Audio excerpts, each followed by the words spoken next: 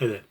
It's October 15th, and we're concluding today Paul's second letter to the Thessalonians, and reading chapter 3 from verses 1 through to verse 18.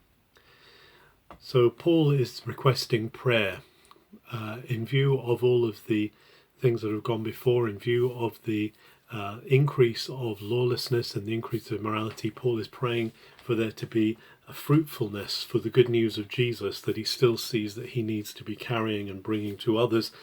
And so he asks for their prayers, that the gospel may have as free a run and be as fruitful as it has been among them. And of course, remember, if Paul is writing this either from Athens or Corinth, it means that, and writing back to his friends of Thessaloniki, it means he's right in the midst of establishing the new work in Achaia in southern Greece, and he's writing back to his northern friends to ask them for prayer. And of course we know that his work did increase there, and he was encouraged in Achaia, so maybe their prayers were answered. He's also encouraging them to continue in the word that he's spoken, to continue in what's been handed over to them. And then Paul seems to be addressing particular situation.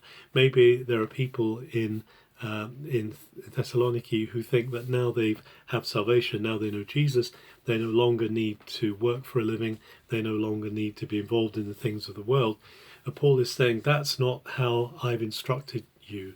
That's not what I've passed on to you. And if there are people who are not living according to the good news I've shared, then we need to do something about them. They need to be brought back into line. And then Paul says, because when I was with you, I didn't want to be a burden to you. I didn't want to be a pressure upon you, but I worked with my own hands. We know, of course, that when Paul went to Corinth, he met with Aquila and Priscilla there, and for a while they worked together as tent makers. So Paul certainly wasn't shy of earning his own money. He didn't want to make himself a burden on people. He did receive support, and he did receive gifts from others. We know that from his words to Philippi, that they were supporting him. But he wasn't at this stage wanting to be a burden on anyone. And so he says, you know how I worked with my hands. And he says, so anyone who wants to continue and conduct themselves among you orderly needs to earn their own bread. And then, of course, he makes that famous statement, he who doesn't work doesn't eat.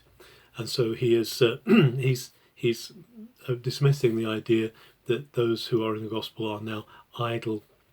But he says, restore these people, don't treat them as enemies, rebuke them, yes, but still treat them as brothers and bring them back into the fellowship of God's people. And continue to work and don't get tired of doing the right thing. And then he closes down the letter saying that those who refuse to listen to him should be ostracized, should be moved away from the fellowship. But he does speak to them, as I say, as saying, bring them back, though, as a member of the family. He wants the family to be one.